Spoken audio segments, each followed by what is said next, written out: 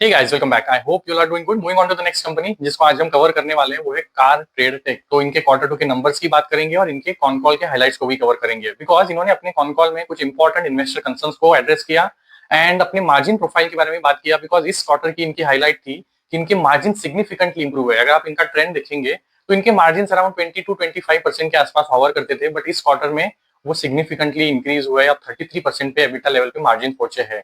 तो ये क्यों हुआ है एंड आगे चलते हुए ये सिचुएशन कैसा होने वाला है, ये पॉइंट्स को भी मैनेजमेंट ने एड्रेस किया, कुछ कंसर्न्स को भी एड्रेस किया। तो will talk about all the things in detail. Let's get started. तो इनका बिजनेस मॉडल को हमने मल्टीपल टाइम्स प्रीवियसली भी कवर किया। I think this is third और फोर्थ क्वार्टर जब हम इस कंपनी को कवर कर रहे हैं। तो कंपनी का जो परफॉर्मेंस है ना, वो कंसिस्टेंटली अच्छा हुआ है। प्रीवियस क्वार्टर में इनका जो रेवेन्यू ग्रोथ है ऑलमोस्ट 27% पे था, ये अभी 29 का हुआ है। और दोनों क्वार्टर्स में इनका जो प्रॉफिटेबिलिटी का ग्रोथ है वो मोर देन इनका रेवेन्यू ग्रोथ है। अब ये इसलिए होता है बिकॉज इनका जो बिजनेस मॉडल है ये प्लेटफॉर्म बेस्ड बिजनेस मॉडल है। तो इनके मल्टीपल प्लेटफॉर्म्स है। इनके तीन सेगमेंट्स है। एक कंज्यूमर सेगमेंट है जिसमें कार वाले, बाइक वाले, देन इनका कार ट्रेड, ये कुछ प्लेटफॉर्म्स है जहां पे न्यू एंड ओल्ड व्हीकल का बाइंग एंड सेलिंग को ये फैसिलिटेट करते हैं। फिर वहां पे ये रेम्यूनरेशन कैसे करते हैं, मोनेटाइजेशन कैसे होता है। तो जो भी ओईएम्स है या फिर डीलर्स है, ये अपने गाड़ियों को इनके प्लेटफॉर्म पे लिस्ट करवाते हैं। तो डीलर कुछ पैकेज लेगा, ईयरली मंथली इनका प्लेटफॉर्म का सब्सक्रिप्शन लेगा और फिर वो ऑनलाइन उसका प्रेजेंस बन जाएगा। इवन जो ओईएम्स होते हैं ये अपनी गाड़ियों की एडवर्टीजमेंट करते हैं। तो ये जो एडवर्टीजमेंट का रेवेन्यू है वहां से इनके लिए जनरेट होता है। इसके अलावा इन्होंने अपने प्लेटफॉर्म पे कंप्लीट इकोसिस्टम बनाया है। ये अपने प्लेटफॉर्म पे गाड़ियों को लगने वाले इंश्योरेंस की फैसिलिटीज देते हैं। अगर आप कस्टमर को अगर लोन की फैसिलिटी चाहिए तो वो भी ये यहाँ से प्रोवाइड करते हैं। तो ये सारे फिर चीजों से कुछ ना कुछ इनके लिए फी इनकम भी जनरेट होता है। ये इनका मेन बिजनेस है। कंज्यूमर जो सेगमेंट है ये इनका प्राइमरी बिजनेस है। इसके अलावा एक रीमार्केटिंग का सेगमेंट है जहां पे इनके अगेन मल्टीपल प्लेटफॉर्म्स है, लाइक श्रीराम ऑटो मॉल है, जहां पे इसेंशियली इनका जो सेकेंड हैंड व्हीकल्स होते हैं, रिपोजिशन रिपोजिशन व्हीकल्स होती है, उनकी ऑप्शनिंग की जाती है। ये इनका सेकंड मेन वर्टिकल है। ये दोनों मिला के ऑलमोस्ट 75% इनके रेवेन्यू में कंट्रीब्यूट करते हैं। और थर्ड है OLX. We all know about, जो यूज प्रोडक्ट का एक लार्ज मार्केट प्लेस है। ये इनका थर्ड वर्टिकल है और ये ऑलमोस्ट 25% का कंट्रीब्यूशन करता है। तो ये तीनों सेगमेंट इनके लिए इस क्वार्टर में अच्छे कर रहे हैं। अब प्रीवियस क्वार्टर के अगर नंबर देखेंगे या फिर हिस्टोरिकली आप जाके देखेंगे तो ओएलएक्स का इन्होंने एक्विजिशन किया था। वो ओएलएक्स क्योंकि एक्वायर किया था, उनका इंटीग्रेशन चल रहा था बैकएंड में, वहां पे कुछ काम चल रहा था। इवन ओएलएक्स का जो यूआई है उसको अपग्रेड किया। तो ये क्योंकि सारे अपग्रेडेशन का काम चल रहा था तो ओएलएक्स मीनिंगफुली कंट्रीब्यूट नहीं कर रहा था। बट अब क्या हुआ है, ओएलएक्स जो एक लैगिंग लेग था इनके बिजनेस का, वो भी थोड़ा फायर करना स्टार्ट कर दिया है। तो इसकी वजह से क्या हुआ है कि तीनों सेगमेंट इनके लिए अब थोड़ा बेटर कर रहे हैं। और कोई ऐसा सेगमेंट नहीं है कि वो अकेला ही भाग रहा है। तो तीनों सेगमेंट से क्योंकि ग्रोथ आ रहा है और ऑपरेटिंग लेवरेज, तो तीनों क्योंकि platform based second business model है, यहाँ पे खर्चे उतने पेस से बढ़ते नहीं है जितना आपका रेवेन्यू ग्रोथ आता है। तो फिर मोटा मोटी जो भी आपका ऑपरेटिंग लेवल प्रॉफिट है वो पूरा पैट में फ्लो डाउन हो जाता है। तो ये इनकी तीन वर्टिकल्स है, इनके मल्टीपल प्लेटफॉर्म्स है। और ये इसेंशियली ये सब जो प्लेटफॉर्म्स है यहाँ पे ये डिफरेंट तरह के सर्विसेज देते हैं जहाँ से इनके लिए रेवेन्यू बनता है। अब अगर इनके नंबर्स की बात करें, एक बार अगर just look at the numbers you notice की टॉप लाइन का ग्रोथ 29% रहा है। ऑपरेटिंग जो एबिटा है वो 63 करोड़ का आया है, 94% की जंप है। पैट एट 64 करोड़ जो 109% से बढ़ा है, मार्जिन से 33%, पैट मार्जिन है 33%। और अगर H1 के नंबर देखेंगे, पूरा जो आधा साल है वहां पे भी 28% और revenue growth, EBITDA growth is 96%, PAT growth is again 107%। तो जो परफॉर्मेंस है ना कंसिस्टेंटली इंप्रूव हो रहा है। और ये अगर आप प्रीवियस कितने 8-10 क्वार्टर का भी ट्रेंड देखेंगे तो ये सिमिलर ट्रेंड इनके लिए करंटली वर्कआउट हो रहा है। तो इनका सी इसेंशियली जब ये 20-25% में एबिटा लेवल के मार्जिन पे ऑपरेट करते थे तो always questions that were asked in the con call were, क्या ये मार्जिन 33-35% पे जा सकते हैं।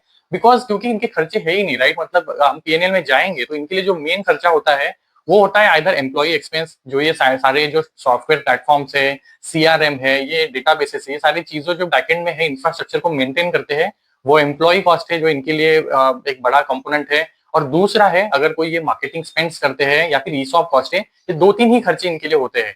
तो अगर इनका एम्प्लॉय जो स्ट्रेंथ है या फिर एम्प्लॉय का जो खर्चा है वो उतने पेस से नहीं बढ़ता है। बिकॉज एक बार आपका प्लेटफॉर्म एक बार स्टेबल हो गया तो आपको उसको मेंटेन करना है। आप नए फीचर्स डेफिनेटली लाते हो, अपग्रेडेशन करते हो, बट उतनी बड़े स्केल पे एम्प्लॉय को हायरिंग नहीं करनी पड़ती है। और इसकी वजह से जो खर्चे हैं वो कंट्रोल में रहते हैं। और मार्केटिंग के खर्चे भी इनके क्योंकि अंडर कंट्रोल रहे, जिसकी वजह से इनके एबिटा का ग्रोथ सिग्निफिकेंट रहा है और ये इनकी खास बात है। तो इसकी वजह से इनके अगर सेगमेंटल परफॉर्मेंस देखेंगे तो यहाँ पे भी सेम स्टोरी है। इनके कंज्यूमर सेगमेंट के अगर नंबर देखिए तो अब वहां पे भी you will notice revenue growth is 37%, और ये बड़ा कंपोनेंट है और ये हायर पेस से भी ग्रो हुआ है। 37% की रेवेन्यू ग्रोथ है, PAT growth is 82%, EBITDA margin is इस सेगमेंट के 40%, तो ये लीड करता है और ये बड़ा सेगमेंट भी है। रीमार्केटिंग के अगर नंबर्स को एक बार देख रहे हैं तो again revenue growth is 23%, PAT growth is 30% और एबिटा मार्जिन आर 26%। क्वार्टर की जो हाईलाइट थी वो थी OLX के नंबर्स। ये अगर सेगमेंट का अगर प्रीवियस क्वार्टर का ग्रोथ देखेंगे तो हार्डली 2% का था, और इस क्वार्टर का जो ग्रोथ आया है वो 17% का है, राइट। तो ये ग्रोथ OLX में पिकअप हुआ है, और इनका मैनेजमेंट ने कॉन कॉल में इस पॉइंट को एड्रेस भी किया कि is it a one of growth या this is going to continue. तो इनका कहना है कि this is a beginning of a growth phase in OLX, तो ये वन ऑफ नंबर नहीं है, and this is going to continue in the future quarters as well. ये इन मार्केट को पसंद आया, बिकॉज अगर ये सेगमेंट भी परफॉर्म करने लगे जो ऑलमोस्ट 25% का टॉप लाइन में कंट्रीब्यूशन करता है, तो again the pace of growth for the overall जो set of numbers company post करती है वहां पे बूस्ट मिलेगा। तो यहाँ पे मार्जिन भी अच्छे हैं 30% के, और PAT growth again same logics, whatever segment you pick up, जो इनके खर्चे हैं they are well under control, जिसकी वजह से सिग्निफिकेंट इनको बूस्ट मिलता है इनके नंबर्स में, और ये नंबर्स इनके वन ऑफ नहीं है, this is a consistent trend. तो नंबर वाइज कोई गड़बड़ थी ही नहीं, दे वर एब्सोल्युटली बैंग ऑन। जो भी इनका हमेशा से गाइडेंस रहा है कि हमारा जो रेवेन्यू ग्रोथ है 25% के आसपास होगा, but PAT growth will be much higher, तो ये उस डायरेक्शन में कंसिस्टेंटली चल रहे हैं। अब इनकी बिजनेस मॉडल की एक और जो खास बात है वो ये है कि इनका जो प्रॉफिट जनरेट होता है ये मोस्टली, क्योंकि अपफ्रंट जो इनको पेमेंट आ जाते हैं, राइट, मतलब भी अगर एडवर्टीजमेंट का पैसा हो या फिर जो भी डीलर्स है वो अपफ्रंट अपनी नेक्स्ट 6 मंथ के लिए कोई मेंबरशिप ले रहे हैं, तो इनको पैसे आते हैं, तो इनका कैश फ्लो जो जनरेशन है वो काफी स्ट्रांग है। तो एवरी क्वार्टर ये ऑलमोस्ट 50-60 करोड़ का कैश जनरेट करते हैं, तो इनका कैश जो ऑन द बुक बैठा है ये भी कंसिस्टेंटली इंप्रूव हो रहा है। ये क्वार्टर का जो अभी कैश का पोजीशन है ऑलमोस्ट 1100 करोड़ का है, तो एक स्ट्रॉन्ग कैश जनरेटिंग ये मशीन है। एंड ये अभी इन्होंने प्रीवियसली जैसे अभी FY 24 में इन्होंने OLX का एक्विजिशन किया था, उसको अभी इंटीग्रेट कर लिया है। नाउ वहां पे तो स्कोप है ही, क्योंकि OLX is a big behemoth, right, मतलब कितनी सारी कैटेगरीज में OLX ऑपरेट करता है, तो वहां पे तो ये काम करने ही वाले हैं उसको और पोजीशन बेटर करने के लिए, बट अदर इनऑर्गेनिक अपॉर्चुनिटीज को भी ये टैप करने वाले हैं। तो एक part of that money that they sitting on their balance sheet in terms of जो कैश पड़ा हुआ है, ये इनके फ्यूचर M&A अपॉर्चुनिटीज को भी सर्व करने वाला है, और यहाँ से वो अपने जो डिविडेंड पेमेंट है, डिविडेंड जो पे आउट है वो भी स्टार्ट करने वाले हैं। तो ये उसका यूटिलाइजेशन होने वाला है as it was address in the again con call.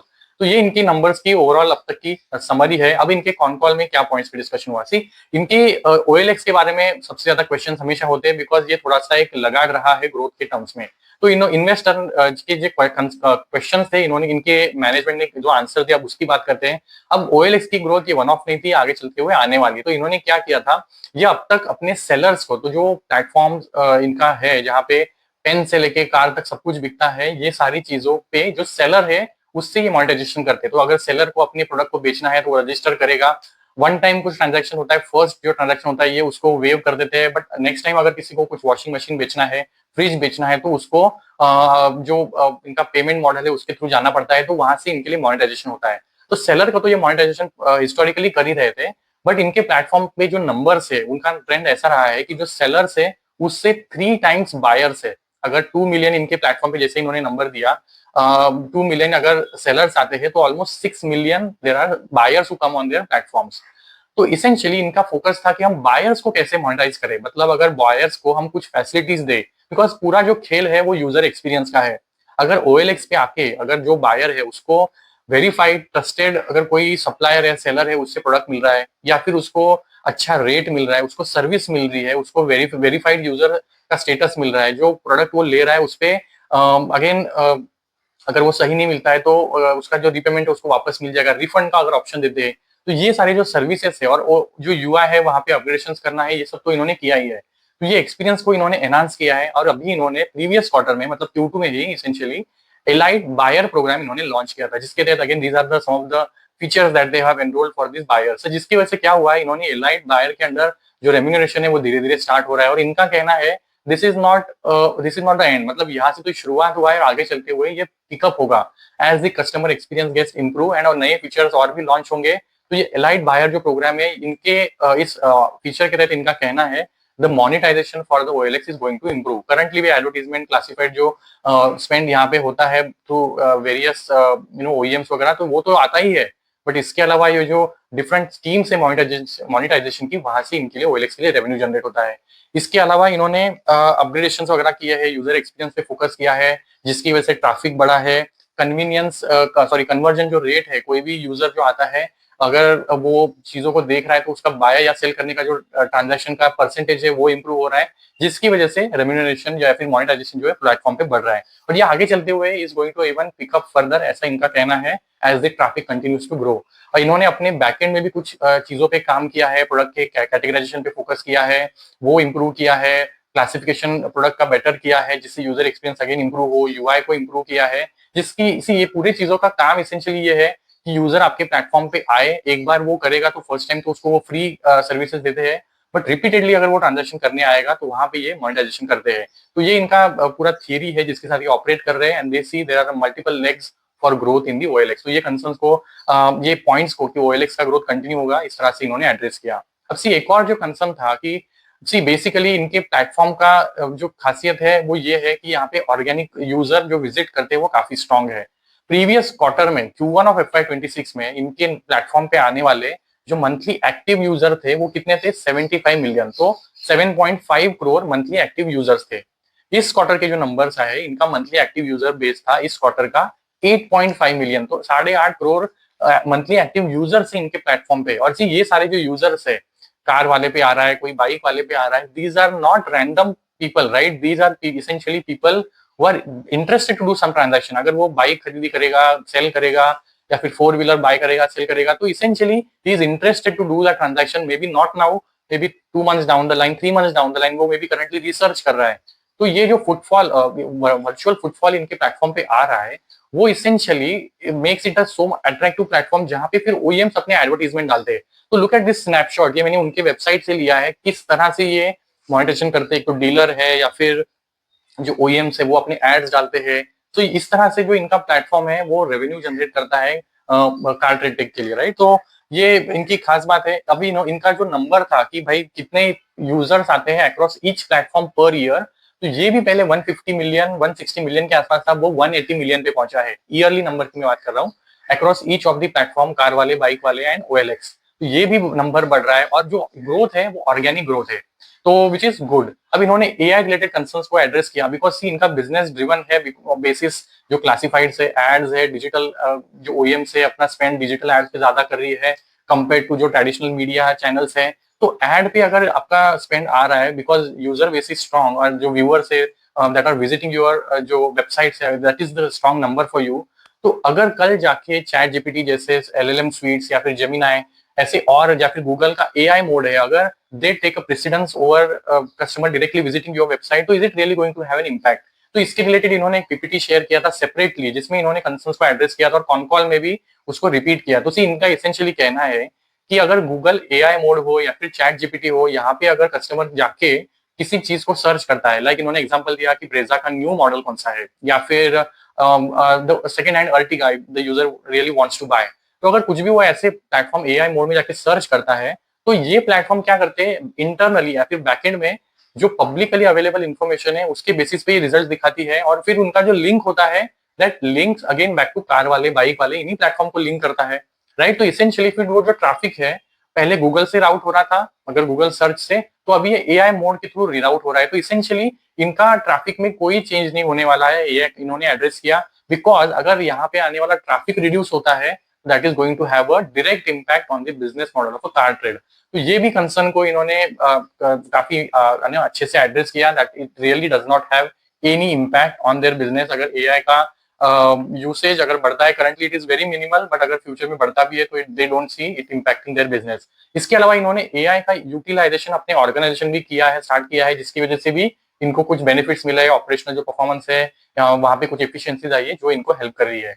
एक और चीज जो इन्होंने एड्रेस किया, अब तक के जो इनके खर्चे हैं, एम्प्लॉय एक्सपेंस हो गया या फिर मार्केटिंग, दे हैव मोर और less stayed in a stable range, but क्या ये आगे चलते हुए स्पाइक होने वाले हैं? तो management clearly negated that as well. इनका कहना है कि these are not going to spike even going forward, and that's why इनका जो लेवरेज मिलने का चांसेस है वो आगे चलते हुए भी कंटिन्यू होने वाला है। तो सी जब 2025 एबिटा मार्जिन रेंज में थे, तभी देवर सेइंग कि हम 30-35 पे पहुंचेंगे, तब ऑलरेडी 33 पे पहुंचे हैं। तो अब क्या, अब यहाँ से चलते हुए क्या मार्जिन और बढ़ सकते हैं? तो मैनेजमेंट ने बोला definitely margins can even go from here as well. तो currently इनका कहना है कि our margins can go up to 40+% EBITDA level पे in the near term, और ये long term में 50% plus भी जा सकते हैं. So there is still long room and long space available them for to increase their margins even forward going forward. तो ये बहुत अच्छी चीज है, बिकॉज ये ग्रोथ अगर कभी क्या होता है ना, सी देयर आर फेजेस. अब इनका बिजनेस इसेंशियली ऑटो इंडस्ट्री का है. ऑटो इंडस्ट्री की ग्रोथ हमेशा से सेक्युलर नहीं होती है. Just till Q1 if you know, auto industry का ग्रोथ सिंगल डिजिट में था. टू व्हीलर का देखेंगे, पैसेंजर व्हीकल का देखेंगे, तो ग्रोथ नहीं था इंडस्ट्री में. बट इनका प्लेटफॉर्म, इनका जो बिजनेस है वो बेस्ड ऑन ट्रैफिक ग्रोथ है. जो ओईएम्स यहाँ पे स्पेंड करते हैं वो तो करेंगे ही, और जब डिमांड कम है तब तो ज्यादा स्पेंड होता है एडवर्टीजमेंट पे, मार्केटिंग पे खर्चे जो ओईएम्स है वो ज्यादा करते हैं. तो इनका ग्रोथ कंसिस्टेंटली आता रहता है. तो इसेंशियली इनका कहना है कि our growth is a kind of a secular growth, और ये ऑटो इंडस्ट्री में कितना वॉल्यूम बिक रहा है उस पर ज्यादा डिपेंडेंट नहीं है. तो इसका इसी वजह से ग्रोथ आने वाला है, and margin trajectory is going to improve even from here. तो these are all good discussion that जो इनके कॉन कॉल में हुए. तो ये सब तो चलो ठीक ही है. अब इन्होंने एक और जो पॉइंट इनकी, अगर इस रिजल्ट की बात करेंगे ना, इस क्वार्टर के नंबर्स की, तो अदर इनकम इनके नंबर्स में देखेंगे कंसोलिडेटेड लेवल पे तो 59% से बढ़ा है. तो ये अदर इनकम कहाँ से आ रहा है? तो इसेंशियली जो 1100 करोड़ का इनके बुक में कैश पड़ा है वो भी तो कुछ जनरेट कर रहा है, राइट? तो यहाँ से ट्रेजरी गेन्स आ रहे हैं, और इन्होंने कुछ जो प्रोविजंस किया था OLX के लिए, तो वो भी उन्होंने राइट बैक कर लिया, जिसकी जरूरत नहीं पड़ी. तो वो भी एक इम्पैक्ट है जिसकी वजह से अदर इनकम बढ़ा है और पैड को सपोर्ट मिला है. तो everything kind of went well for them. CarTrade जो भी इनके नंबर से इस क्वार्टर की हाईलाइट ये थी कि margin trajectory now has moved into 33% bracket, और ये आगे चलते हुए भी सिग्निफिकेंटली इंप्रूव हो सकता है. They can even go to 50% plus in the upcoming days. अब इनके लिए हमेशा से एक बात होता है कि भाई कंपटीशन क्या है, तो स्पिनी क्या कंपटीशन है? तो इनका कहना है Spini is not a competition for us. ये तो हमारा अलायंस है स्पिनी के साथ. Spini is like a dealer, like offline dealer कोई है जो गाड़ियां बेच रहा है. इनका जो स्पिनी है एक पार्टनर है, ये एक डीलर है, और ये अपनी गाड़ियां कार्टेट के प्लेटफॉर्म पे बेचता है, राइट? तो essentially Spini is not a competition for them. ये मैंने प्रीवियसली भी एक शॉर्ट वीडियो भी बनाया था. इनका कंपटीशन एक्चुअली है क्या? तो पार्शियली जो फेसबुक या फिर गूगल पे होने वाला जो एडवर्टीजमेंट है जो ओईएम करते हैं, that is a partially competition for them. But see OEMs का एक डेडिकेटेड बजट होता है. वो गूगल या फिर फेसबुक जैसे प्लेटफॉर्म पे कितना स्पेंड करना चाहते हैं, और कार्टेट के प्लेटफॉर्म पे कितना स्पेंड करना चाहते हैं. तो there is a separate budget for them. और फिर फिजिकली जो भी न्यूज़पेपर वगैरह है उसका अलग बजट होता है. तो essentially they don't see any big competition even coming for them in the future, and they see a good growth trajectory that will continue for them. तो इसेंशियली नंबर्स अच्छे थे, कॉन कॉल भी अच्छा था. अब हुआ क्या है, stock just sky rocketed yesterday 17-18%. आज थोड़ा स्लो डाउन हुआ है, बट ये अभी भी काफी हाई वैल्यूएशन पे है. तो just keep it on your watch list. कभी अगर डिप मिले तो maybe you can think of adding, not a sell, buy or sell recommendation, but worth keeping on your watch list. Let me know if your queries. I'll address those in the upcoming video. Thanks so much.